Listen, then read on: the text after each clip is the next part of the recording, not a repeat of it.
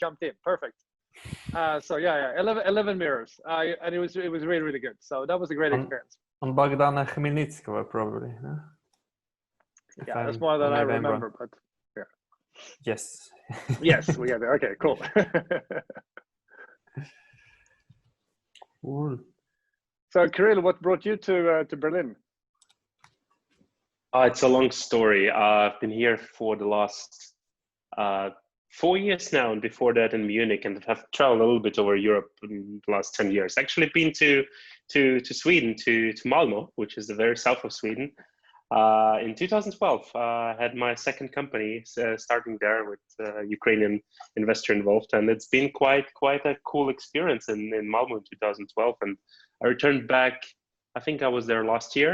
Not much has changed. I mean, the ecosystem matured, and lots of great companies, lots of great startups, investors as well. But the city itself remained, really small and calm, and you have this really nice spirit of Skåne, of the region, and it's quite surprising that none of the four of us have met actually, in the last 5-10 years, because I know Andreas has been involved deeply into the Kyiv ecosystem, and I know Max has worked in Sweden, and Patric, I'm quite surprised that we haven't crossed our paths in the last years as well, because I've checked now on LinkedIn. I think we share like hundreds of connections, but it's a small world. But great to meet you finally here, and I'm ready to kick off. I think Dima should join in a second, literally.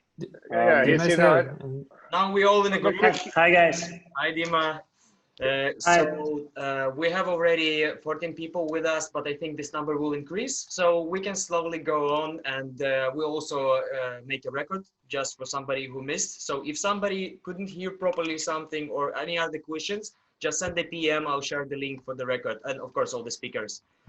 So how to start a global startup in Kyiv in 2020? But I think it's applicable not only 2020, but due to this year is pretty special, especially if you watch news at least once a week. I think everybody noticed the change, right? So it should be some difference, like how could you run a global startup in 2019 and how could it change actually in 2020? But of course we could focus mainly on like global startup, the definition, how to go there, how to do this. But I think specifics of this year would be counted as well, have to at least. So let me present our speakers first. So Patric Palm, serial entrepreneur and tech investor, co-founder and CEO of Favro, the most agile tool for distributed teams. And I must say that I personally use this tool with several startups, and with one of this lasted over a year. So I saw this startup maturing up with the post-beta functionality till how it is now. So totally recommended to check it out. Then Kyrill Zlobenko, the general manager of Europe for Seedrs and CEO of eCozy. Later on, we'll go to more detailed presentation, so everybody could add, because I'm just briefly announcing. Andreas Flodström, CEO and co-founder of Beetroot and Beetroot Academy, the company and organization that actually made a huge impact on Ukrainian entrepreneurship, I think, and it will only escalate with the time.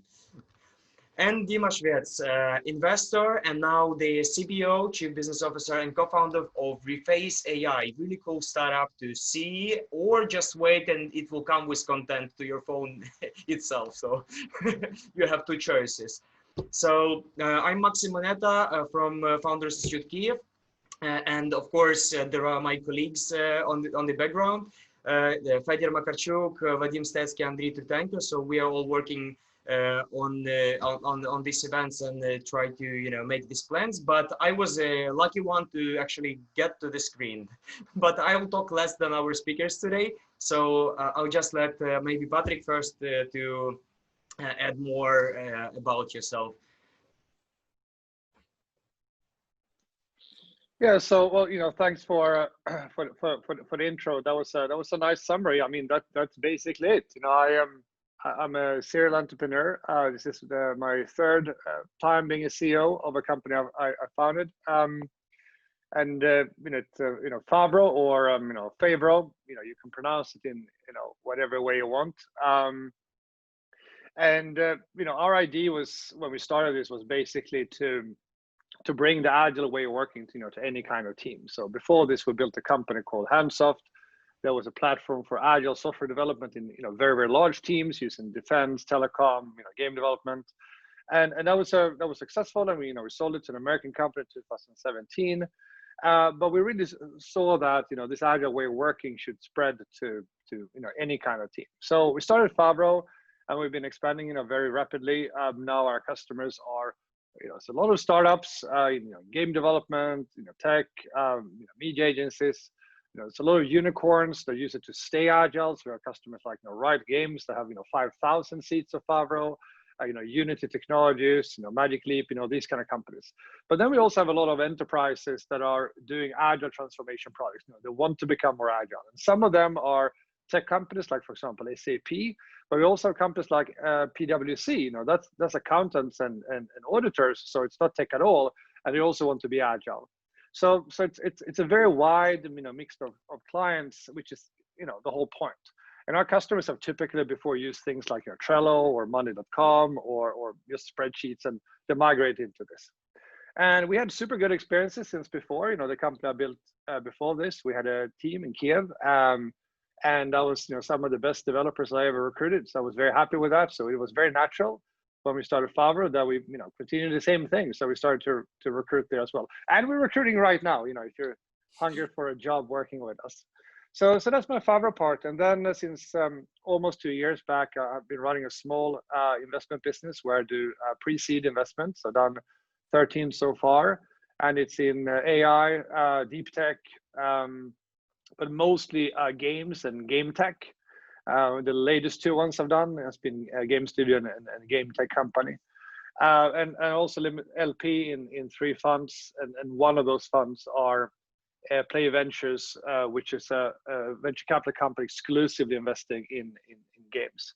So obviously with a lot of these investments I'm looking at, especially ones in games, there's very, very often a connection one way or the other to Ukraine, and having an office there and developers there. So yeah, that will be me. Great introduction, and I immediately have at least 1 or 2 leads for you as an angel. So let's talk afterwards. Awesome. I was informative, good enough that you immediately get a grip of what kind of idea comes to the mind. Kyrill, could you please introduce yourself also? Sure. And Patrick, thanks for the intro. It was quite inspiring and interesting. I'm Kyrill. I'm running European operations at Seedrs. For those of you who have never came across Seedrs, Seedrs is a pan-European equity crowdfunding platform or a financing platform, because we also have a secondary market for secondaries. That has grown and expanded quite a bit in Europe over the last 4 or 5 years. And just to give you a little bit of an estimation, we've helped companies raise a little bit over 1 billion euros in funding over this last 8 years. Initially, I started with the operations in Germany, and then we also escalated to the Nordics and the Netherlands, Benelux. And for those of you who might be interested to, ask me how Seedrs can work with Ukrainian companies, I'm very happy to share obviously my direct contacts and elaborate a little bit on that. Before Seedrs, my career has been mostly in startups, although I started my career in 2008 in a bank in the financial sphere. In August of 2008, for those of you who might remember, it was the start of the previous crisis. So it was quite an exciting career start for me. I started and literally the bank almost closed in 3 months after that. But I stayed for a while in risk management and then moved up and towards more of a customer facing role and sales in the end. And at Seedrs, I do sales now. But in between the banking career 12 years ago and Seedrs now, I had 3 companies under my belt. The first one in 2010 did quite well. The next 2 did not so well, but I actually gained much more experience and operational experience during the ones that didn't perform that well. So I think it's a kind of a cornerstone for me as well. It's no matter if your startup is doing well or not, you always learn, and you have to be open to to experimentation in the long term. I don't know any single entrepreneur, and I've seen a lot that were successfully with older ventures, and if they say so, they probably hide something, or at least not truthful. So I think everyone who joined this webinar today, it's great to see already so many people here, and just let's just be open to discussing some good talks today and learn from each other. And with this, I guess I'm happy to give the virtual microphone back to either Andreas or Dima or Max. Andreas, go. Okay, I go. Thanks, and thanks everyone for joining and listening in. Yeah, long story short, so I'm a Swedish entrepreneur who have been living in Ukraine since 2012, when me and another Swedish guy moved down as humble, naive. We drove down with a Lada, like a Zhiguli, from St. Petersburg, and then we stayed in the office for half a year. But basically, our idea from the very beginning was that we wanted to build a company that would have a positive social impact in society. And we found that, well, without a lot of resources and so on, and with a good connection to the global world, probably that would be good to do in IT. So we did. And we have over the years, basically we call it like a Beetroot ecosystem. It's around 500 people working with us at the moment. Most of them work in the software development part. So we help around 150 clients in 20 different countries with software development, both as like dedicated team, so integrated into their core teams, but also as more solutions oriented, where we take the whole full responsibility for the delivery and so on. And we have also in 2014, and at around the time after or around Maidan and so on, we started Beetroot Academy as a like pure social enterprise, which is there to help people to enter successful careers in the digital economy. And we do that now in 15 locations throughout Ukraine, and also recently opened Kosovo and Sweden, but the product development based out of Ukraine. And we have educated there around, say, 1% of all the active IT specialists in Ukraine, and recently also started to do courses in entrepreneurship, HR, project management, and so on. That's probably a short version. I think we will get more into. Yeah, it's hard for all to be short when the story is actually every story is exciting. So let's go to Dima's story as well, and then we can drive towards FI intro about the program and questions. Finally, questions. Yeah, thanks for having me. Hello, guys. Happy to be there. Actually, yeah. Maxima, I like your camera. I would like to suggest what you're using. And yeah, it is the quality of streaming is really cool. So my name is Dima. I have like a pretty kind of usual story in terms of my track record. I used to be into investment banking, management consultancy. Then I logically and hopefully, and I really liked it, I switched to venture capital. And I used to be a venture capital of seed stage, early stage fund here in Ukraine for 5 years, and I invested in more than 75 companies, and one of them you might consider Allset, which was backed by recent Horowitz, FG Labs, Greycroft, and other like prominent tier 1 funds. Maybe I heard about Fendi, Retarget app, and all those guys. But like several years ago, I understood that I want to cover the expertise and to join the bright side of the product.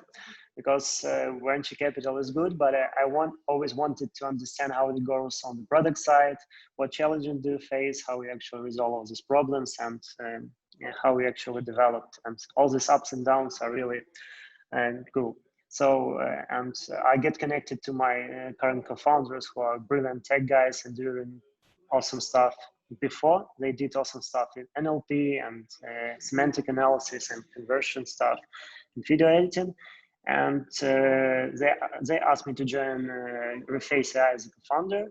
And maybe you heard about us. Reface AI is a state-of-art technology to make face swaps in video. And it's one of the things that distinguishes us is that we are conditional.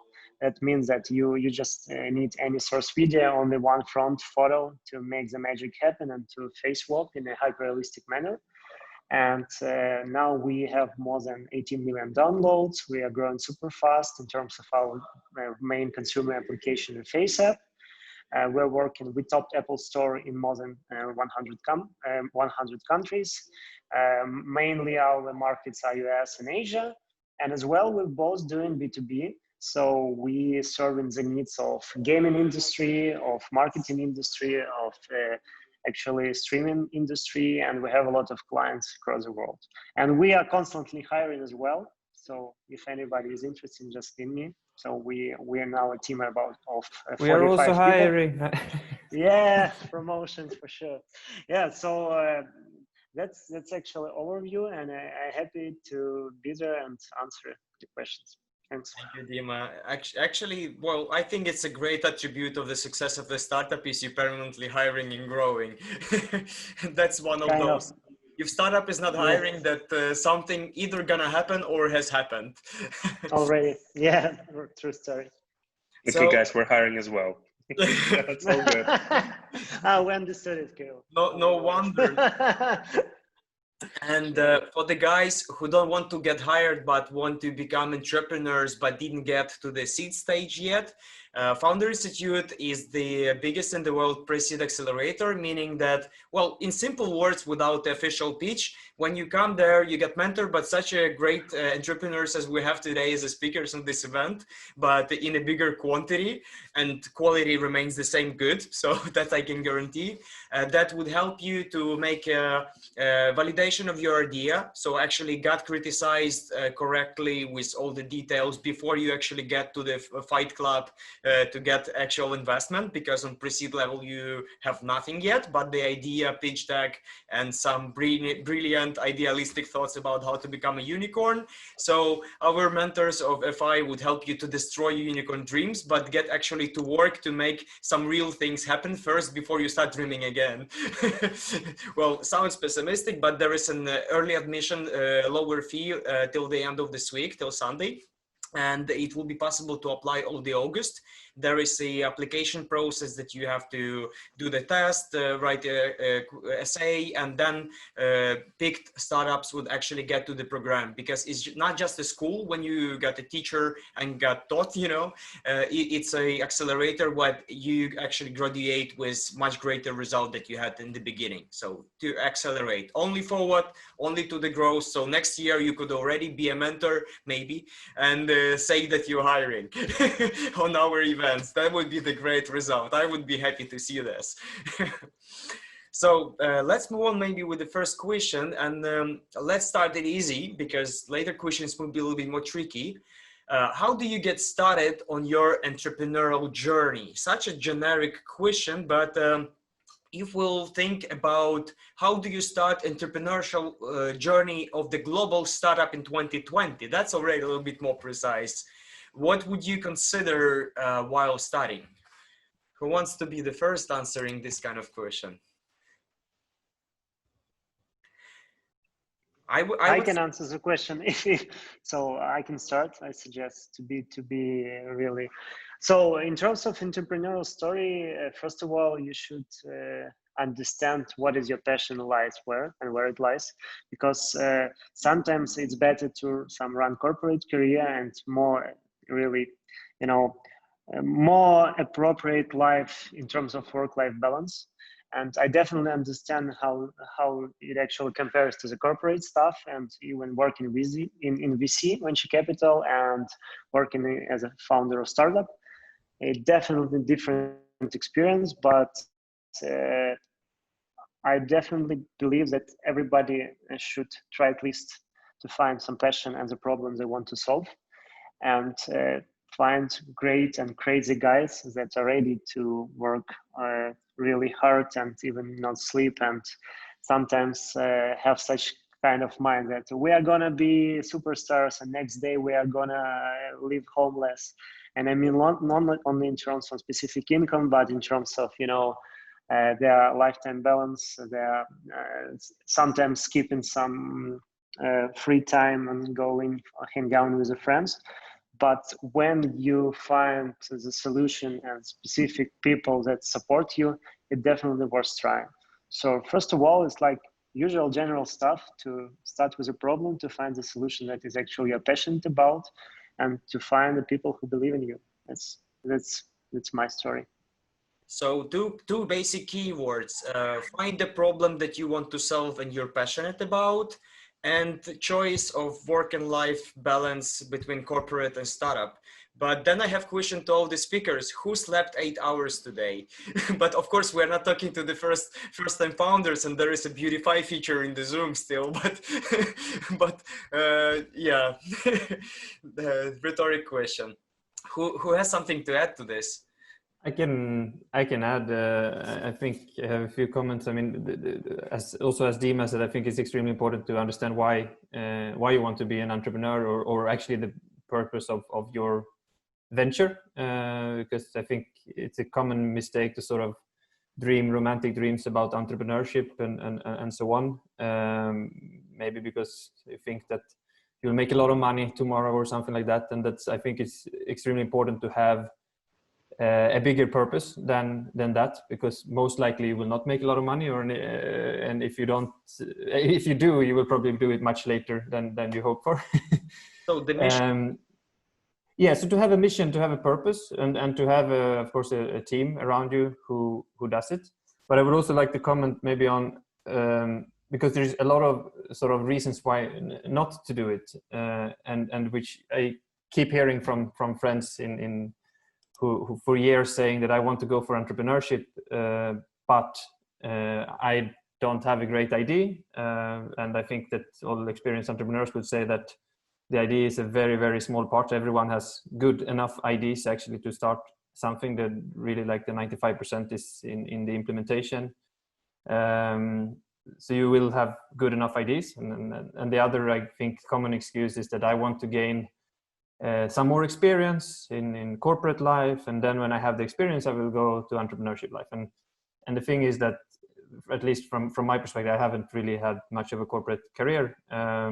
But from my understanding is that in order to learn entrepreneurship and starting businesses, you need to do entrepreneurship and start businesses. So, and most, again, like, I don't know about the rest of you, but from my experience and my own experience and other experience, it's very unusual with first-time successes. So basically, starting something and failing it's actually not really failing. It's just part of the journey. So that's something you need to be ready for. And of course, 8 hours. To do not think about failure when you start, because then every startup person, first-time founder, would think like, okay, I started the first one, we fail, then we start the next one. Check, yeah. Let's fail 3 and then we go to the real one. That's actually what I did. I was very quick with failing 4 startups before starting Beetroot. Fail fast and efficiently. But actually, Andreas, you came in quite interesting way, because you've been creating your startup not like emotionally spontaneous. You've been doing it like by a process that you've been studying, then improving, that learning. You went quite educational way that is unusual for the most of first-time founders. Oh, you were not first-time founder at that time already. Yeah, it was sort of parallel, but yes. So I studied at Chalmers School of Entrepreneurship, which is a school of entrepreneurship where you are sort of forced to go out in real life and test things. So it's sort of combining the academics, but indeed, I mean, first year in Ukraine, I was basically writing my master thesis, which was about Beetroot, and we made this sort of deep research about Ukraine, Russia, Belarus, Moldova, and so on. So we yes, it's true. Like, we had, I mean, of course. So I'm saying yes, do it. Like, I guess, go out and start something. But of course, you need to have the knowledge, and I think it's important to read, to study, and listen to experience and so on. You don't have to redo all the mistakes, but still, I mean, the best way of learning something is doing it. Absolutely. But of course, I could say that nowadays for startups it's a little bit easier than it was like 15 years ago, because first of all, I heard a lot of feedbacks from your school that you graduated from, that it actually does the good study that is modern to actually understand the reality of modern market, not like management books from 50s, you know. And also, yeah, Founder Institute and other accelerators programs, there is a lot of places to get the knowledge from, and also new Beetroot Academy about entrepreneurship. Right, I heard I was listening to a presentation, and it's pretty interesting. It's like quintessence in a short time. So short promo, but it's very much about going out there and testing your ideas on your potential clients before you spend years in a garage developing something. So a very iterative process. So I mean, you can learn in different ways, but I honestly, I think entrepreneurship programs that only focus on theories, I mean, you have to combine it with the practical skills. And you go and hit yourself on the wall on the first first startup. Patric, did you have something to add on this? Yeah, I mean, a lot of the good stuff has been said already. I mean, passion was mentioned a few times. I think I have a slightly different perspective on the thing with failing a few startups. I think building in having a methodology around failing fast, as Andreas was talking about, I think is extremely important in anything you're building. But what was said around that it's a lot about execution is very true. So it means that if you're going to do it, it's going to cost you an enormous amount of sweat and tears and money anyways. So it's better be worth it. And one of my key criteria as an investor, when I look at the company, but you can use this as an entrepreneur as well, is that if you see that this is something which is bound to happen, this just has to happen in society. Someone's going to do this. The world needs this. It's just a matter of who's going to do it. If you can convince yourself and others around that, you're in a good spot. So when I look at something, it's kind of like, is this something that just needs to happen? And do I believe that this is the right team to do it? That is, I'm very interested in investing. But it's the same thing for you as an entrepreneur. If you're like, okay, someone just have to do this. And I think, you think that you have a good approach to solving it, then you should. The other thing I would say is, and it was touched upon earlier as well, that you can really model a lot of things and start selling it to customers without really having the product or the solution. You can write a press release about the service you're going to launch, years before you actually done it. And then you test this, and you can test it with journalists, with potential clients, with others. So you can say, is this exciting? Or of course with VCs, you can model your solution without having written a line of code, and you can say, is this something you would like to use? And get all those interactions with clients, and really fail at selling it, because you're going to learn so much from it. I'm also someone who's a little bit skeptic towards getting a little bit more experience from a big company before you start, because you're probably just trying to convince yourself why you're being a coward. But there's one good thing when you've been at a bigger company, and that is that you might have a lot of deep experience with the real market, with real customers. And I very often say that it's much more important to have a deep understanding about the problem than having the solution. If you're smart enough and you truly understand the problem and you're building the right team, you're going to figure it out. And then finally, what I would like to say is that, I mean, the world needs a lot of startups. A lot of research shows that startups and those kind of companies, that is really what creates society. So any kind of startup reaching success is very important. But if you are a startup that wants to do the journey of raising venture capital and build a unicorn, and that's the journey you want to get into, you really need to make your analysis on, is this at least $1 billion market? I mean, I guess we're going to get into more talk about markets later. But if you can't, there's no point doing that kind of I've seen so many people doing analysis saying, this is the size of the market, and we're only going to get like 1% of it, but that's going to be really big. That's the wrong way of calculating it. Any kind of, if you're having a global market, you're having a global product, you always have to be a leader. You can never be the one winning 1% and then you're happy and the investors are happy. It just doesn't work that way. You have to be a leader. And then the leader could be within a niche in that market, but you have to be a leader, because that's just how the economy works. So you need to have that analysis that this is at least $1 billion market, and then don't worry about if it's like $2 billion market, if it's 2 billions or 100 billions. It doesn't matter, because you're always going to calculate that wrong anyways. But if you can truly prove that it's $1 billion market, you seem to have a relatively good understanding of it, then you're in a pretty good spot. Basically, you got closer to the next question we have, like, how do you appeal to global markets? So your suggestion immediately is to actually, even in calculations, don't be this greedy guy saying like 1% is enough and everybody will be happy. So like start big and aim for big, right? Yeah, and if I'm going to add something there, I mean, very often the way it really works is that you have to find some kind of vertical, a global vertical. So it's a vertical which is global, but it's still a vertical. So some kind of niche, you know, within that. That is typically a pretty good place to start, because it's very, you know, if you have, especially if you do B2B, if you have big competitors, it's going to be very hard beating them early. But if there's probably a part of the market which is underserved, and it might be some of the best parts of the markets that are underserved, and that is a very good place to start. And then you can get to total dominance after that. But you need to, let's put it this way, you need to as quickly as possible become the leader. You need to be honest to be able to say, we are the leader with this. And then globally.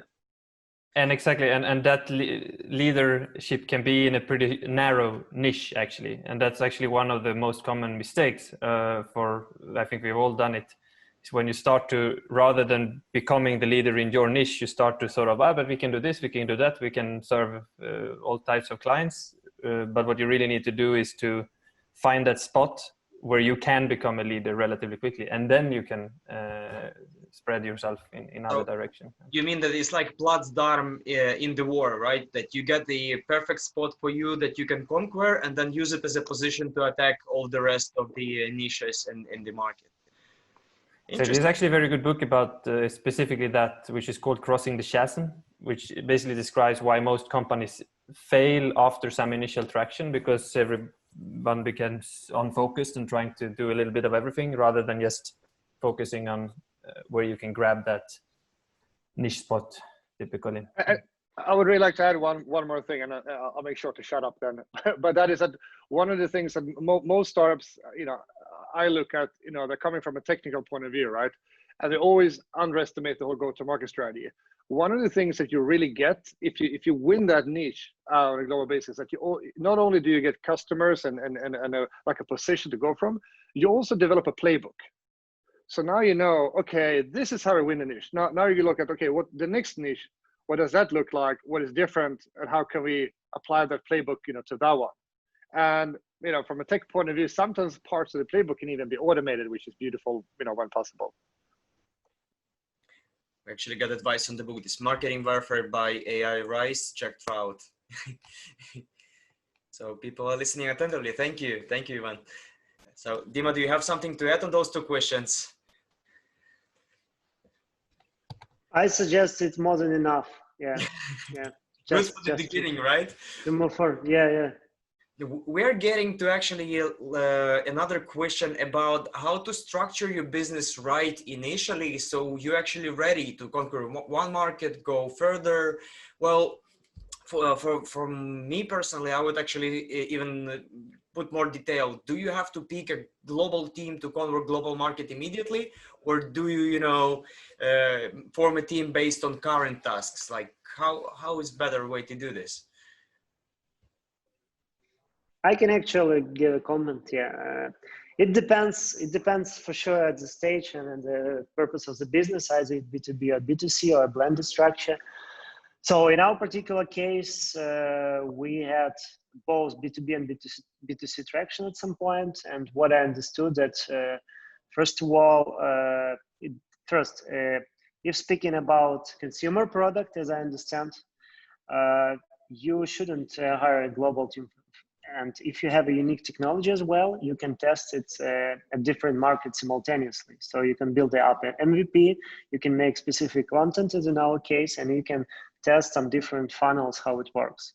And but later we understood that we should actually dedicate to the global teams, because if you're going deeper into the funnel, into scaling your business, you definitely need to understand the specifics of the markets and how it actually evolves, and you cannot recognize those triggers without getting some local presence. You're speaking about B2B. In my particular case, being a VC, venture capital, most of my companies were dedicated to B2B and focus on that. And we had so many pitfalls, hiring executives, especially in States, in B2B. That is why I definitely offer and I definitely recommend to start from your own, being a founder, to understand your product the best, to identify all the pitfalls and all the possible ways that might stop you from scaling to different markets, then you as a founder understand the best what is your product, how you can actually propose it to the client, how you actually redefine the strategy, and only after that, I mean, like you're speaking about the seed and pre-seed stage, you should consider and find an executive. As you know, as my statistics shows, you will spend 2 or 3 times. It will be like 2 or 3 attempts to hire a good executive, and only after that you might consider speaking about B2B and to be successful at hiring executives.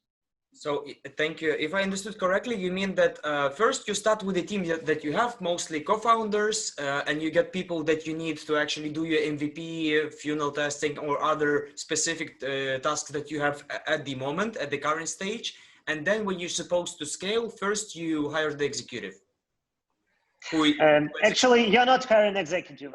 I propose, if you're, for example, scaling to US, to go to speak to your customers, either like if it's like B2B, and not relying only on executive and in US only because of their like US region and have specific network. Because when you haven't understood that you have a product market fit and you have ability to scale the funnels, at this point, like executives won't make much sense for you. And in terms of efficiency and burn rate, it will definitely affect your company a lot.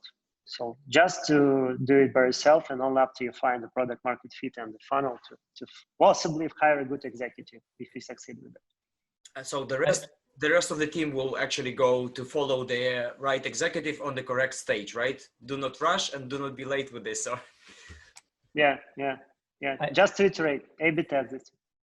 I think that, I mean, it highly depends on who you are and what your skill set is, because in any company or any startup, you will have to have certain skill sets in the team. And I think the question of who you hire first is highly depending on what you're good at. And then, I mean, I would say maybe too, it sounds contradicting, but from my experience, I mean, I have the experience of starting from scratch, slowly building up knowledge internally, learning by doing everything by ourselves, which was on the one hand very good because I can still sort of relate to all the issues we have in the business. But on the other hand, I also feel that in many cases, when you finally recruit someone who is actually better than yourself in a particular area, then you start to think like, man, why didn't I do that 1 year ago? What you want? Yeah. So, I mean, I think the key is one of the keys that, I mean, entrepreneurs is not someone who is just smartest in everything and know all the answers, and just try to admit that for yourself and try to hire people who are just smarter in whatever area that it is that you're in need to of. complement your own possibilities and knowledge, right? Exactly. Yeah. One addition there, if I go back to the thing with products and global ambition, if you say that you want to have something which is the best in whatever category it is in the world, that is not being cocky. If this is what you're doing, that's just the baseline of success. So if you look, for example, at the game investments I'm doing, that game for that particular niche, it has to be the most fun to play in the world because the marketplace is global. Now, when it comes to the team aspect, I think there's many ways to put together a really good team. When you start, I definitely agree with some of the things, and I experienced it the very hard way myself. That Dima talked about, not being too early on hiring sales guys. The first sales, you have to do yourself. Even if you're not comfortable being the salesperson, you're still the founder, and you just have to do it because you need to learn the hard way. What works. But what I would say though is that there's something that I think have changed now with 2020 and Corona and in the future, and that is that having a distributed team before has been very driven by opportunity, and now is really by necessity. And this means that let's say your alternative cost, let's say your alternative cost of from the beginning building your team as a remote team is much lower. You're taking less risk today if that's what you're doing. Probably it's the way you should be doing it. And especially when I look at game studios, if I see a team who says, hey, we just started this company, we want to make this game, we want to raise some capital, and that is a team which is internationally put together, that impresses me, because then I know, okay, these guys are already on the international scene.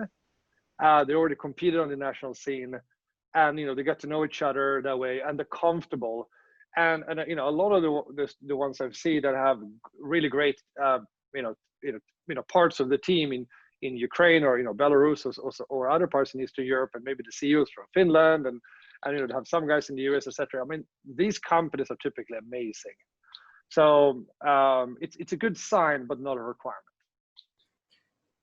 That's interesting. So the global startup could start with the global team first, right? Interesting point. But how to distinguish more details about how to distinguish global startup and startup which will never be global?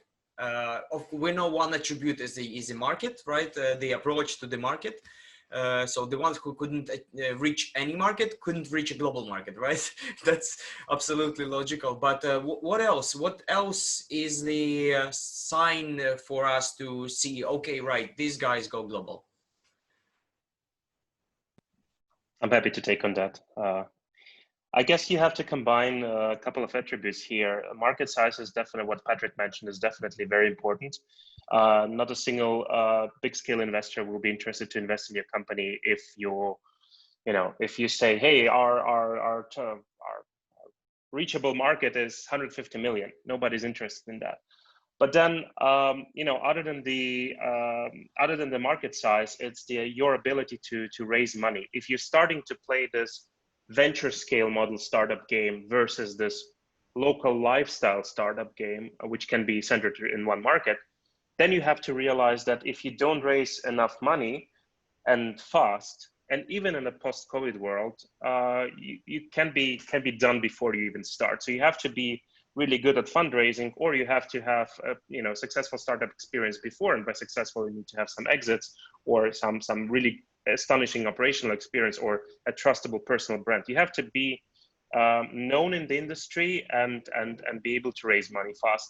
If you fail at that, I'm afraid that your ambition to scale globally can be minimized or significantly. You still can succeed. You still, the question is, what is global? What is a company that is operating, a startup that is operating in 7 countries global or not? Is it one that is operating in Australia and Austria, for example? Is it global or not? I guess in today's world, well, the workforce and our ability to work with people is already highly distributed. There is no other way as to be global from day one, except you want to play the kind of or work in the lifestyle segment of a startup. And by lifestyle, I'm not saying it's bad. And for most of the people, maybe even on this call, starting a lifestyle business will be totally fine, and you can go to 1 million in revenue or 2 or 3 million in revenue, but it doesn't need to be this venture scale model that a lot of the so-called unicorns are approaching. It's not for everyone, as both everyone here mentioned. You have to have incredible resilience and grit and passion and belief and the ability to make impact so that investors believe you and you can scale in this market with your idea. And you can, there will be a lot of very dark days which you will go through. And if you just do it for money, most likely you will fail at some point, because there will be days where you wake up in the morning, you're like, okay, if there is just the monetary motivation behind, it's very likely that you will fail. You need to have skill sets, you need to have passion for it. The startup needs to make impact. Then you can play the long-term venture scale game, what's so called.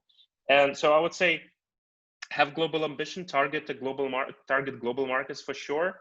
Implement a business model that can be easily scaled and replicated in multiple markets. I think everyone on this call can share his experience. I think recently Dimas Preface, they scaled quite significantly in several markets at the same time. So maybe he can share his experience.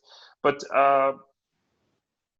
be ambitious, but be also thoughtful about what you do. If I can add a little bit to that, I agree with everything you said, and you made this distinction between we are building unicorns and sort of lifestyle, but I would actually also like to say that there is also, in a way, there is also everything in between, and I think that, I mean, not sometimes I think that this sort of mystification of that, now we should go entrepreneurship, we should find this unicorn thing and build it. Sometimes I think it can even disturb, especially first time or second time entrepreneurs, from actually building quite decent businesses sometimes. So I think it's important to sort of understand which game, as you say, like which game you are playing in, but I wouldn't put it like unicorn or lifestyle. I mean, for example, Beetroot is definitely something in between, because we have a very like ambitious scaling and so on, but we are never going to be sort of a unicorn investment funded startup where you raise rounds, second, raise third, and so on. Like it is.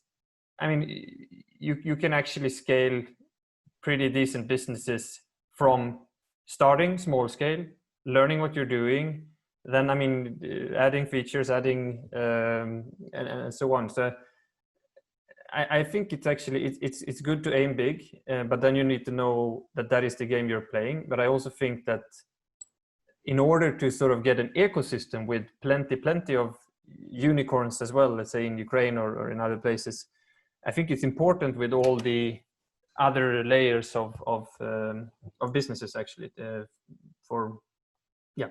That's. I agree with you. And look, I didn't want to sound polarizing. It's definitely, there are multiple synergies in between. By lifestyle, I also mean, a 10 million business, a 20 million business can be a lifestyle business. That's totally fine. Sure. And, I guess the problem that I see a lot with founders is people get a wrong perception of what a startup is. They go to TechCrunch, they go to, other resources to read about startups, Product Hunt. And and they always see the kind of the funny side, the good side of it. I've raised 15 mil, I've raised 50 mil, whatever, 100 mil at this valuation, and they get a very squeezed and wrong perception of a startup, of a company.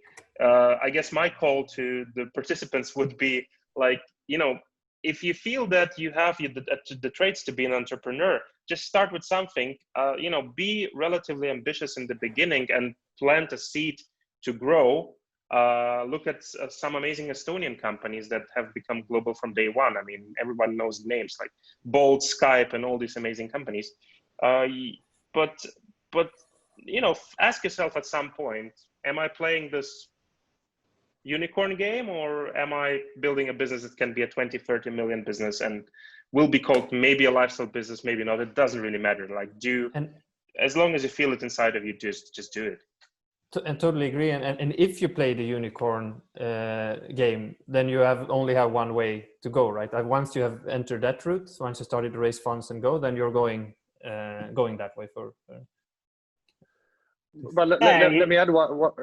Sorry. No, I just want to say one thing there in between. I mean, Kyrill, you mentioned the thing around financing. I think that is actually the key question here. And there are many roads to financing. So to take one example, I have a friend who built an IT consulting firm on a Nordic basis, and that is per definition a very local business because you're really selling hours. But he had a very innovative approach to how they were running the organization and how they were expanding. He did disrupt that market, and they did grow very fast, but they were thinking about it in a different way. And there are also then investors that are really interested in those companies, but those investors are not the same investors as the venture capital companies, that will go to TechCrunch. It's a different category of investors, and the way that those investment agreements look and those shareholder agreements look are different. So it's a different route, and you need to understand how that road is different, and what it takes to win that way. We heard the great keyword, disruption. So is it possible to actually call any startup global if it didn't disrupt the market it came to? Maybe not.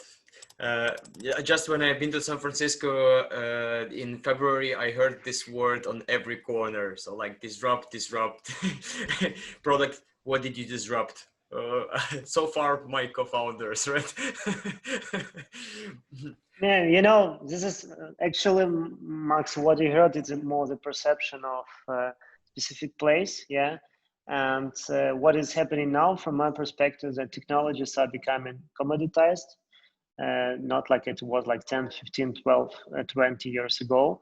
And the innovation and disruption of business model, and specific how you actually can change the market and how your product can influence the market and disrupt it. It's specifically what they're talking about.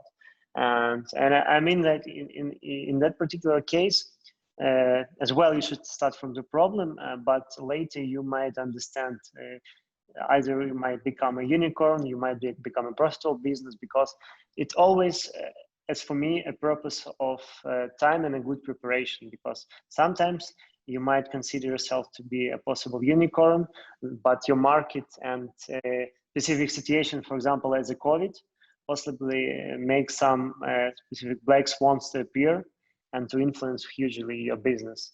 That is why it's always not only the matter of right perception, attitude, building a great product, but as well keep in the loop the understanding of the market conditions, of the investor perspective, and how your business can evolve and develop in stress situations. So like reading context is important in any time of your lifetime of your startup, right? I just remember the story when I tried to ask not a startup person about global startups. Like he was asking about some projects that he heard about. I thought, oh, these guys go global. They're really cool. I said, oh, they're in the office next to my building. Oh, that's nice. But what's global? And I thought, well, soon everybody would know about them. That was my simple definition to the guy not from the industry. Like everybody would know about. But of course, the context would be that everybody from this niche market, but globally would know about the specific service or product. And he said, well, when I was starting my business, having a website was meaning that you're global because everybody could find you, you know, a bit different definition. Yeah, right. I have a place situation. For example, if I have a startup, I already got my MVP and I have to make a decision. Let's say I have a B2B startup. And for example, I have resources either to launch the beta version and go to one market and have enough money to meanwhile do the actual, beta 2 or like stable version of the product. Or I run the beta version and go to 5 markets with these funds I have. What could be the different decision-making points to actually choose between those? Like to stabilize product, harden position in the product, or aim for markets with the resources you have as much as possible? And what do you mean when you say markets? Is it like you mean geographical markets or segments? Well, since its question is pre-floating, you can answer on both. I think I will just repeat myself again, but and what everyone else said, I think it's extremely important to focus on becoming strong in a niche. If that niche is a market, could be, I mean, or like a geographical market, it could be a geographical market, but it could also be a global niche. But in general, the answer is like 99 times out of 100. When the question is, should we do this and this and this, or should we just do this? The answer is 99% of the cases, the later, like focus, in my opinion. It would be interesting to hear what other guys are saying. Win as well. after win instead of the battle after battle, right?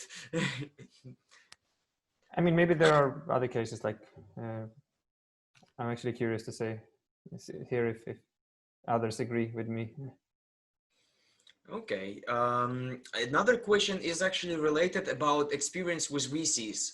So on your experience, how VCs distinguish global startups on early stage? Do they do that actually? I mean, if they do, then how? Like what metrics could be maybe used, or? I guess that's the first thing they do. Yeah, Dima, go on. Yeah, actually, just regarding my approach, this is, depends from stage to stage and as well from geography to geography. You for sure should sometimes take into account the specifics and the maturity of the market of the seed. So in specific like pre-seed or pre-seed to seed stage, I sometimes don't distinguish it because the markets the rounds become more, huge. And now this line between like seed pre-seed and it's often really not so obvious. So in that particular case, I suggest three main points to take into account. First one, it's the team, the market, and actually the product on itself. So that is one of the most factors personally me I was taking into account when I was considering investment, because you should understand the VC's logic that mostly then they target the companies that have a potential to become either unicorn or give them ROI or total value to paid capital or other different economic metrics that will give you a 100x return on your investments. And even if you are early stage company and you tell guys, I have a really good business, I will pay back all the money like in 2 years and it will give you like 5x return, it won't work for them because they have specific investment thesis and specific calculations that are adjusted to those that if you invest in 30 companies, only 1 or 2 of them will actually pay back you and return the funds. And keep that in mind. If you are pitching to right VCs, you should actually find those guys who invest in your vertical, in your specific stage. They understand the market, and there might be at first you should understand what is a business about. If you don't understand and you don't have specific vision and like in short, in mid-term and long-term, how to become a global like unicorn-based company, it will be really tough to pitch to VCs. And specifically take into account the geography, because personally, me as an advice for early stage, like pre-seed, especially founders, not trying to look for VCs like at early stage. I would better offer them to look for angels and accelerator opportunities, because, for example, in Ukraine, I definitely see that a lot of good stuff is going on, but the market is not mature. The nature of the investors are that they are not actually sometimes investing in some projects that have an opportunity to become like big ones. For example, in deep tech stuff, it's really tough to get the technology down to the production stage. And for example, in SaaS and marketplaces, it's much easier to get the traction. This is different businesses with different scaling approaches, with different paths to follow. That is why I consider to pick up the proper angel that understands your specific domain and vertical, and to tailor all your needs with those guys and angels and applying to accelerator. And that is the best way later to pitch to VCs and to get institutional rounds. Thank you. That was quite deep answer. Informative. Who wants to add? I can add, I think it's related to what Dima just said, that I think it's very important when you think about investments, if it's angels or VC or whatever, like I think it's important to see it as a matchmaking rather than you selling away yourself to an investor. That honestly, there is a lot of money out there looking for a place. So I mean, your victory, the victory is not just getting funded. The point especially in the early stage, if you're on the angel stage or so on, it is to get on board investors who can give you something more than just the money. It can be a network, it can be knowledge, and so on. So see it as it's like dating. You should find a good match with where you are at the time, rather than at to any cost sort of get in funding to your company, because that could be painful later on.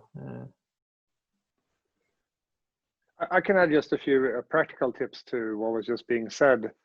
The first thing is what was really important to realize when you do fundraising, even if you're like crazy, everything's crazy good, is that you are most likely going to get a lot of no. So you have to be mentally prepared. It's like sales in the beginning. In the beginning when you sell, you're gonna have so many failures. So you need to have that in your mindset from the beginning, so you see every time as a learning opportunity, rather than a failure.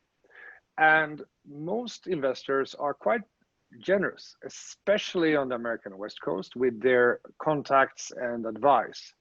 So anytime you pitch and you feel like, okay, well, it's not going to be this person, if you ask for who do you think would be interested, even ask for feedback, hey, what do you think I could do better in my pitch and all this, you very, very often get good advice and you will actually get intros. So keep in mind that most investors are really, really good people, and they're often very, very generous, and that can be very valuable to you. the other advice I would like to give is that not all, but some institutional investors are very open about what they're looking for, and you will see that on their blogs. So you will see that they write articles about an area that they think is quite interesting. So, you shouldn't read a blog and then go start a company to, raise money. But when you have that, vision for what you want to create, spending a little bit of time researching, who is writing about this is a pretty good idea, because, that it's typically a partner at the firm. It's probably not their general partner. It's typically one level down, and they will be writing about it, and they already have an investment hypothesis, and they're just looking for the right team. And that's golden if you can talk to that person. Well, you have a very clear icebreaker. You can say, hey, I read your blog post, and this is what I think. And let's say that the pitch doesn't work out perfect. Well, you're going to have a really, really interesting conversation. And that person is definitely someone who will have good leads for who you should be talking to, and feedback and so forth. So just investing a little bit of that time. And also, it's been said many times before here, but I really want to stress the whole stage versus, there's tools out there you can use, everything from, PitchBook to, other sites that you can just triangulate what would potentially be a good match for me, and do that. Because one of the things that investors hate a lot are people coming pitching to them, and it's just a horrible match from the beginning, because you're just wasting their time. Yeah, nobody wants to waste time, obviously. And not only theirs, but your own as well. Some people don't think about it until they realize it's too late. They spent 10 years pitching bad startup. All right. We're moving pretty short to more interesting questions. And well, that's another good question about mainly B2B startup. It's more like sales question, but I think it's pretty practical. Does always a global B2B startup means global clients?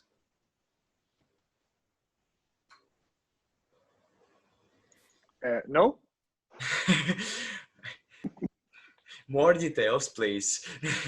Well, it's quite simple. To be honest, Favro is like a perfect example, right? So we have, as I mentioned in the beginning, we have one category of clients that are enterprises, and yes, there it's the enterprise is per definition typically a global company, so you will have a global client.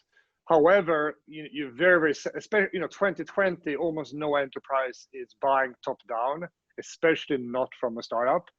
So you're not really selling to the whole enterprise. You're selling to a local part of the enterprise. So it's just per definition like that. But then, again, if I go back to our own experiences, with Favro, we have a ton of startups that are our clients, and, media agencies and those kind of customers. And they are local. For example, our customers that are media agencies in London, and they are selling their services to, London-based companies. That is a local company. But this is where we get back to the verticals, and also you have to think about your go-to-market strategy, because if you do, for example, performance marketing through Facebook, then you will be slicing and dicing this in both a geographical way, but much more importantly, you will be slicing and dicing it in a kind of industry verticals. So and it's very hard to do those kind of campaigns if you don't have very large volumes. So going after, say, so if we would go after media agencies, in London, that would be too narrow to do in a proper way with Facebook marketing. But if we're going after media agencies in, let's say, Europe, okay, well then we're talking, so you really have to think about those kind of things. We haven't spoken much today about your actual go-to-market strategy, if you're using, SEM, or if you're using, Facebook marketing, or if you're using direct sales or whatever, or a partner strategy. But the channel that you choose is extremely important for the choices you need to make here. How to do not fail when you choose channels? Should you just try little every one of them, or rely maybe on your colleagues or co-founders with more experience, or what's the best way to go safe here? Well, if I can start, because I failed and succeeded this many times. In the beginning, as was said earlier, even if you have planned to do a very low touch digital strategy, it's still good to do the absolute first sales in a very like direct way yourself, because you really want to learn what kind of the trigger words are, and what is the right language to use. We're going after customers, and then if you're using, for example, Facebook marketing, it's a little bit. We talked about verticals and one versus many before. This is the area where you actually can do several.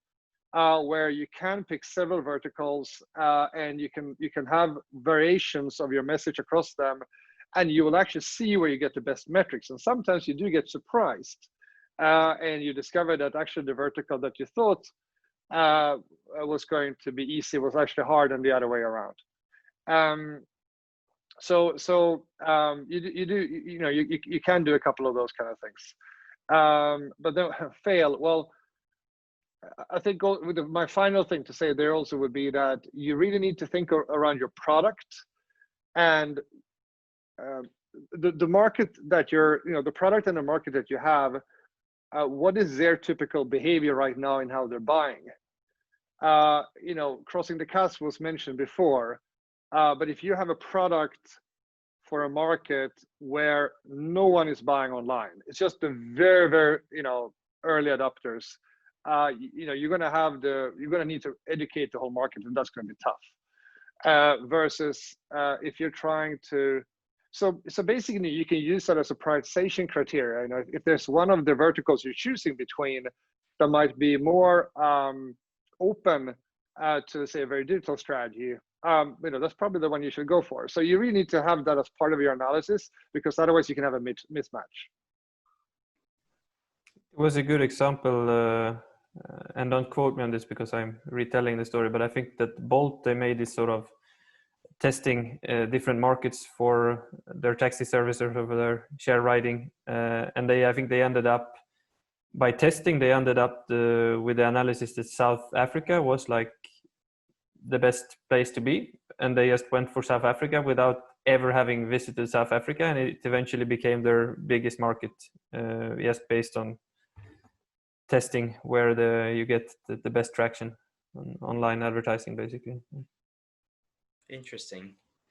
Without ever visiting. Well, maybe they have now, but I think that at the time when South Africa became their biggest market, they had not been there yet. That's miracle what's happening. We live in great times, especially now when we can't travel that much. We have incoming questions all the time, and one here is quite complimentary. Actually, the latest one from Teddy Von, who is really active now. Oh, the question disappeared. Teddy, I just wanted to read it, but I remember the question. The question was actually about early stage product, when you have to choose the platform where you launch. I consult startups, so I hear this question over and over again. Like, should we do all the platforms at once, like web, mobile, smart TV, whatever, or should we concentrate on just iOS app and start with this, get the market, large customer base, and then give others? So normally I just, reply that you should study your customers first and, decide what they use most and just start from this. But maybe there is a little bit bigger approach. Dima, how did you do with your solution with Reface? Yeah, actually, I always believe that, customer interviews and A/B testing is a good ways to understand the specifics. So in our specific case, we iterated a lot. So first of all, in consumer products, you should iterate a lot and then understand what is the value proposition and what is the best value proposition of your product. So when we started our product, we were thinking at totally different use cases what we do now. And then we made different customer interviews from different geographies, from US, from Asia. And we were thinking, guys, what you like the most now in the products, and what you want to be implemented in the products in the future. And frankly speaking, one of the quizzes were about, will you be unsatisfied and how unsatisfied will you be if we actually close the app or if you stop using the app, and what are the results. And based on that, we understood, the best 3 features that actually now helping us to grow really fast in an organic way. And as well, A/B testing. So it definitely, if you're building a consumer product, you should iterate a lot and identify different pricing models, different consumer proposition on different geographies. So, and it's a really classic approach, but know your customer the best and serve your customer the best, because if you don't love your customer, and the customer won't love your product, because you don't understand his passion, his attitude, and his pain. Actually, question didn't disappear. Kyrill just answered it proactively, so I just lost it in the list. But the answer was that probably yes. About should you concentrate or focus on single platform? Probably yes, because you have to be super focused with finite resources. And if you find initial traction in your niche market platform, you can then invest more resources into scaling into rest of the platforms. Kyrill, could you explain more? Why is that important? Why you shouldn't just do web apps, smart TV? Yeah, I guess that's the same old mistake that a lot of the founders, and especially first-time founders, do. And quite frankly speaking, I did myself in the first 2 companies. We were all about, hey, let's forget about the customer. Let's just build features and let's build them everywhere, because we know without the customer what they need. And this is the wrong approach. My first startup started and failed in 2009. This was a little bit before the lean startup movement was popularized by Eric Ries and the other guys.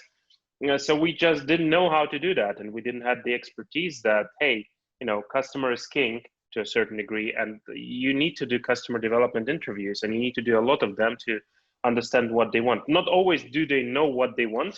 And sometimes a new product creates a new category, and then suddenly customers realize, hey, we've been craving for this. TikTok is a great example, or even the iPhone to some degree. But I would say, as a startup, your mode is in the beginning to survive and to find this initial traction. And you have finite resources. You don't have hordes of thousands of developers. So focus. Try to find this kind of hot white space, as sometimes is referred to, where the initial market traction starts to boil. And look at Facebook. They started in campuses. Look at all the startups that scaled.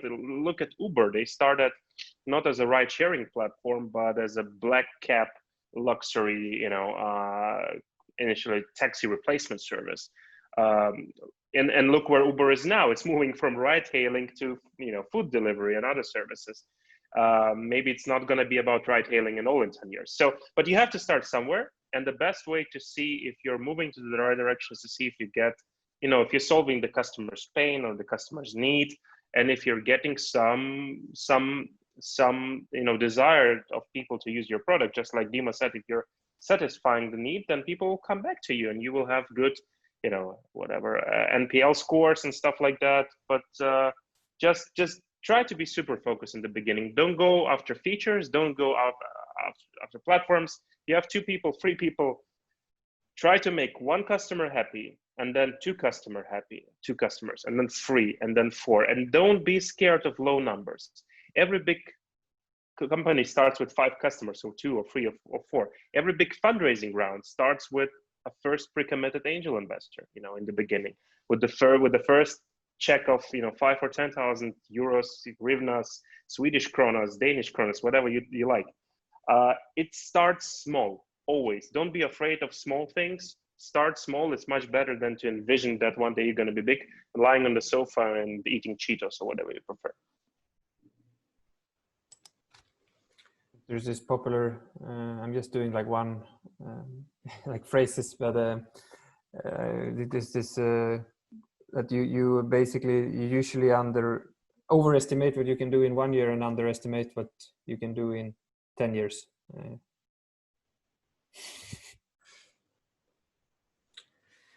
Oh, yeah. Dima, I think you said that you had to go. I had a comment, but I want to give you the chance to say bye-bye. I appreciate Patrick. Guys, it's a real pleasure to speak to you and get connected and understand your approach. And I hope it was useful for everybody who participated. Specifically for me, it was really useful and interesting. And I'm really excited to meet you in person when you're in Kyiv or somewhere else. Just let me know. Happy to gather. Maybe we'll ask Maxim to organize some kind of meetup. That would be easier. Really thankful. And also Dima is also a mentor for FI, as all the speakers today on this panel talk. So we're gonna meet soon, definitely. Cool. Yeah. Thanks, so let's keep in touch, guys. Have a great conversation and hope to speak to you soon. Bye. Thank you very much. Bye. Thanks, Dima. Bye. I had an interesting case. Well, you know, multiplying features. I mean, this feature producing factory is something that happens really often if you either consult startups or you got pitched often as a VC, or if you have an IT company and then you provide solutions that you get like over and over lookalike ideas, and some of them actually have no thought like what they're gonna do later when they implement all the backlog. So quite often, you know, there is a question like, okay, how many features do we have now? Like, okay, 100. And then we'll write another 100. And then we'll write another 100. Okay, where are you going to earn money? You know, like where you go to market? But I had the case, for example, when we had a web-based product, because that was the strategy to start web because it was more useful for the platform. But then in parallel, I had the possibility to actually do a super minimalistic mobile version, but I was not ready to, you know, get resources there, but I wanted it. I wanted this tiny app for my needs to see things coming, notifications and stuff like this. So we did one quick fix, like 3 days of coding, posted it to test flight, and I've been using it myself. But the only thing that it had my own presentations and pitches there in the app. So I was using my test flight app just, you know, for convenience, instead of Dropbox app just to show stuff. So after a while, I had to invite to this test flight a lot of the guys with whom I was actually talking about the web-based product, but then I was showing some of the parts of the web on the mobile app. And I've got them into test flight. So in 3 months, I've got 60 or 70 people in test flight who were just curious. So at the end, they said like, okay, we want to share it as well, but we cannot really ask you every time to, you know, get people to your test flight. Finally, do the product. And I was resistant because I said like, well, then we have to test it. We have to do Android version. We do this and that, you know, like shape up the product. They're like, no, forget it. It's all right. Write alpha sign on it, like Sony did with their cameras. That's good. That gonna go. That's how it went public. They're pretty okay, actually. But you know, that's a great story, and I kind of want to tag on a little bit to what you know Kyrill said here. And you know, Maxim, you mentioned backlog. So one way to solve this is to really, you know, put those features that you think you would like to put into the product, you know, in a product backlog, preferably in Favro, of course, and then discuss that with the client. You know, I talked earlier about the importance of getting in contact with the client early, or, you know, the potential customer, and then you know, have that conversation with the customers, like, okay, well, what do you think is most important of this, et cetera, et cetera. And you know, in agile, we very often talk about, you know, 5 whys, you know, asking why, you know, 5 times, because very often the most important part of the conversation is to get the why, you know, behind the opinions of the customer. You know, if you can be, I mean, this happens to us all the time. You know, a customer comes, you know, when you launched, and a customer comes with a feature request, you know, you sit down and you ask, okay, well, why is this important? And then you get a true understanding of the problem behind the ask. And then very often, you know, if you get good developers, you will actually come up with something much better. You will say, well, okay, if that's the problem, well, then we actually have a much better solution. And you know, then this turns into something very productive. So, you know, getting all those features into backlog, involving the potential customer in the prioritization, and just understanding what's behind it. You know, it's a quite nice and, you know, less frustrating way to move forward instead of having to do guesswork. I don't know. And don't let the tech team get crazy on creating new features in all kinds of directions. Easily happens. Just for fun. For sure. we had, I don't know how much you know about Uppsala, but Uppsala is it's a I've been there historical as city, well. and we have the tallest cathedral here in the Nordics. So we had a poster in our office a short time that we had made ourselves. It says, Uppsala already has a great cathedral. So don't go build cathedrals unnecessarily. That's good enough.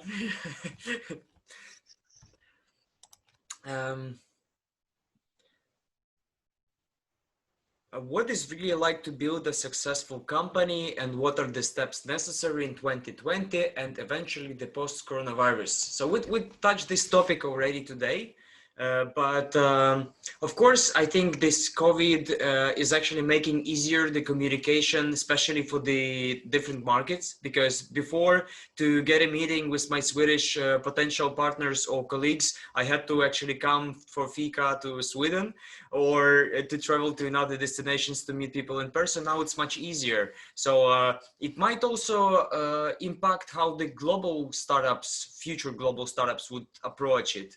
So do you think it's going to be easier, tougher, or what other circumstances could be in this?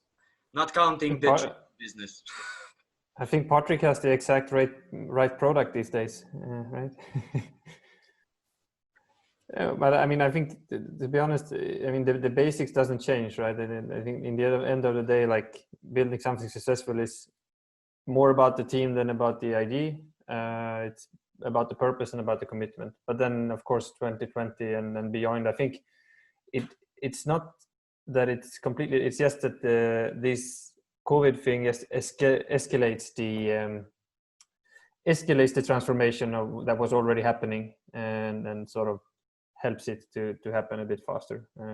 That we can truly work on a global level. We have been able to do that for a long time, actually, but I think mindset-wise now it's available also for. It's like, who was driving the digital transformation in your company? CTO or CEO? COVID, right? The popular meme. I think we rather destroyed the idealistic image of the global startup, because after these answers on the questions, it looks like the global startup is rather the result of your correct actions and planned, pedantic work, instead of just aim global and just reach it and then forget everything else. Like, it depends. I guess it's important to think global if you want to think global, right? If that type of thinking is for you, it's important to manifest where you want to be, at least even for yourself, kind of. And maybe it's not about pedantical planning, but just telling yourself where you want to be in 6 months, 9 months, 12 months. Of course, we need to take the changes in the world into account. It's a different world. It's a different reality. A lot of things will probably remain the same. A lot of the basics will most likely remain the same. As Andreas said, we're still humans. We still have the same desires, still have the same needs. I do agree that COVID, despite it being a great tragedy, is also a great accelerator for a lot of things that now, moved online or changed, or the old industries are dying out, or the old companies are dying out. Maybe it's not good at all, but we'll see. Only time will tell. But back to the question, or not the question, but what you said. I guess it's, if you want to be global, it's important to think global, to develop this mindset. And maybe I'll share my own example from my career track or professional track. These days, I would consider myself a global citizen, because I lived in, quite, I think, 6 countries now, or at least 6, 7 cities. But I had to come there. I had to develop myself. I had to, say that it's going to be a journey. It's going to be a transformational journey. And to be global and to think global, I have to expand my networks. I have to start meeting the right people. I cannot become global by sitting on my couch and watching Netflix or whatever was available back then, right? Or especially in Ukraine, there was a lot of, has been a lot of, piracy previously with online cinema. Go from my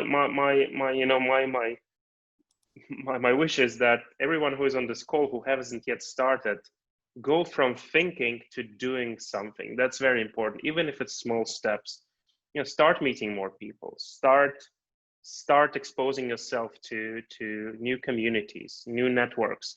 The fact that you are in this call speaks that you want to be there. You're joining this network, which is, it helped me tremendously 7 years ago whenever I started Founders Institute. And the guys there, they're all willing to share their experience. So just do something, and incorporate the thought in yourself.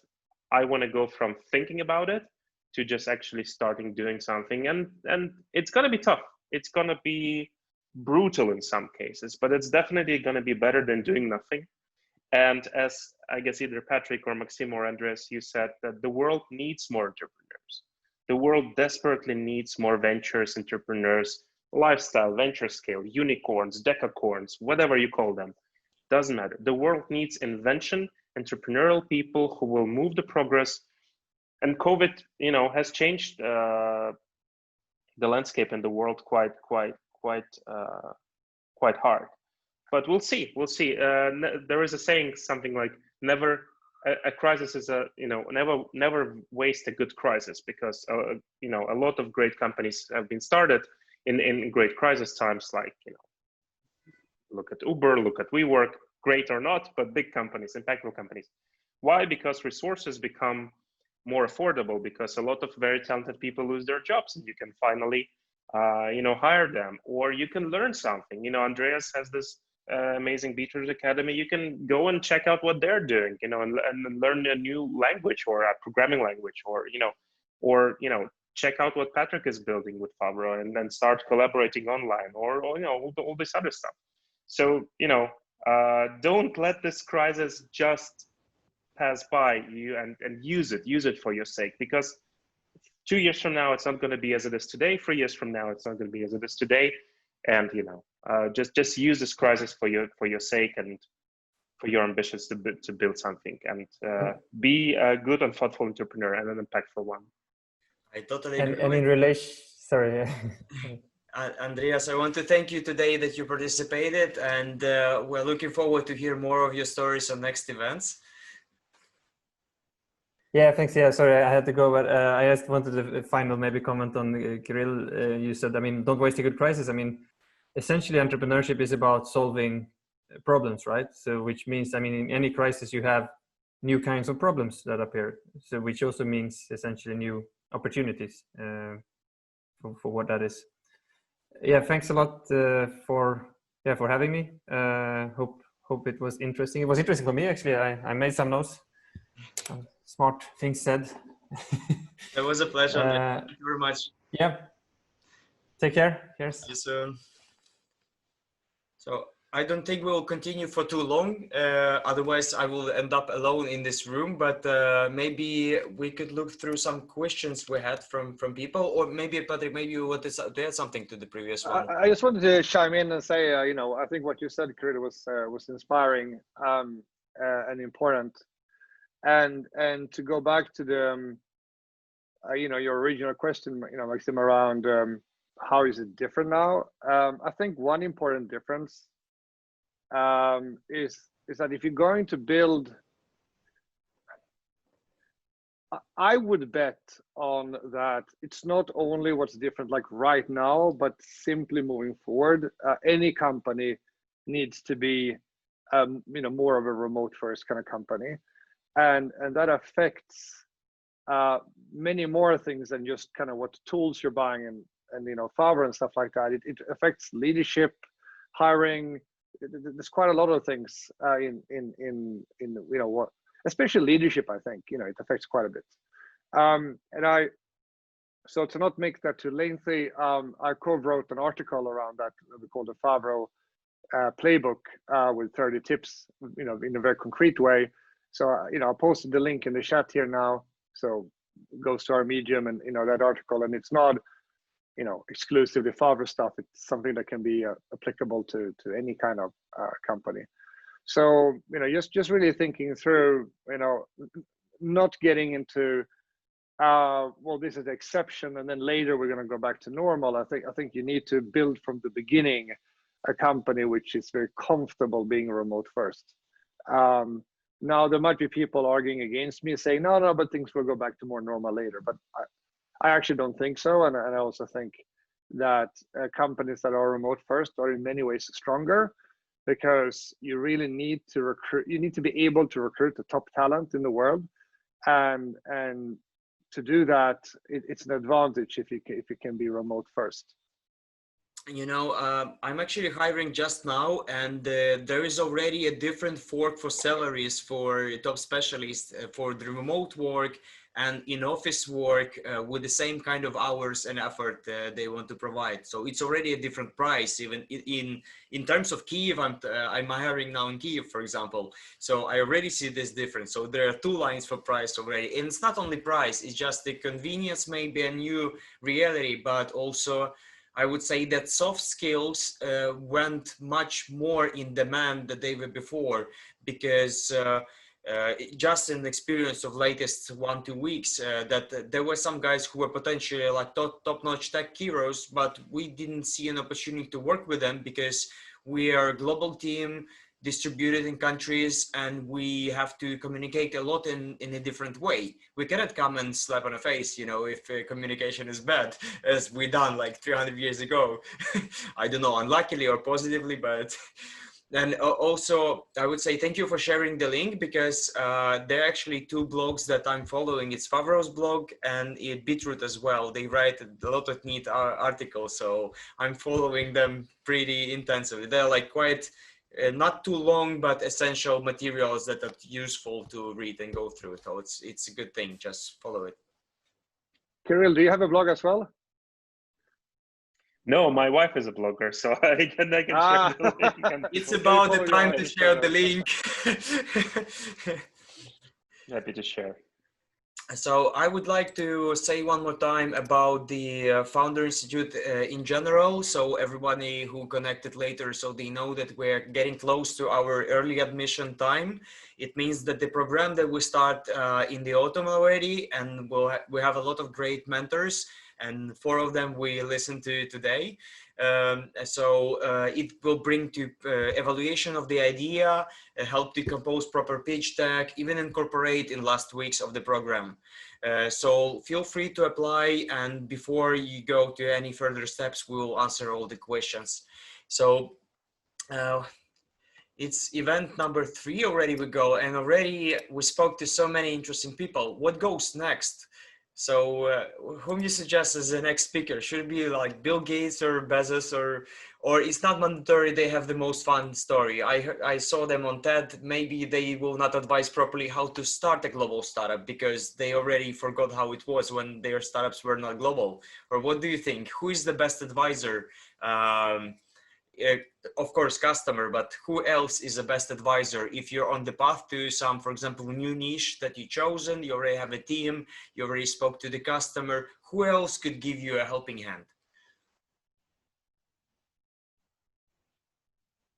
Rather philosophical, spontaneous question. I guess it's important to talk to, and you know, certainly something that was missing when I was starting out in 2008, 2009, the positive role models that existed in the entrepreneurs who made it, they were lacking when I was starting out, and I didn't know where to find inspiration or at least kind of a role model. So I guess, you know, we could invite some people that have made some good and impactful startups that started out of Ukraine or scaled to Ukraine, or have Ukrainian founders. Or maybe as another thought, we could see if we can invite one of the 2 Klitschko brothers, not Vitaly, but Vladimir, because he actually has a venture fund in Germany, something like Klitschko Ventures, whatever it's called. And, you know, it could be quite inspirational if he could join and maybe win back the glows from Patric. I don't know how fun it is to be an investor, but most probably should be fun, because if Klitschko found fun in it, then it's a good sign that the good path to go. To be a successful startup founder, then you know, make an exit and go to invest to some cool ideas and share the experience as a mentor or as an investor as well. Angel, why not? So I think we can wrap up because we've been live like 1.5 hours of intensive discussion. Most probably everybody is already a little bit tired, but I suggest to do not leave a place for too long. So we'll back to the next events pretty soon. And I hope I'll see everyone of today's speakers quite soon on personal meeting or in worst case for Zoom. I really enjoyed the discussion. So thank you very much for time today and this in story. It was a pleasure. Thank you so much. Thanks for having us and having, you know, there was a lot of fun. Also, maybe you can, is this going to be, this is recorded, right? Where will it be posted? I will share with the speakers in case you want the video, and then everybody can actually ask on the Founder Institute Kyiv and we will share it. So I will definitely share the link. So it will be soon, like latest day after tomorrow. Sounds good. I'm quick in editing. So, so thank you very much and talk to you soon. Thanks for organizing, Max. Patrick, great meeting you. Thanks, everyone. Very good meeting you too. Bye.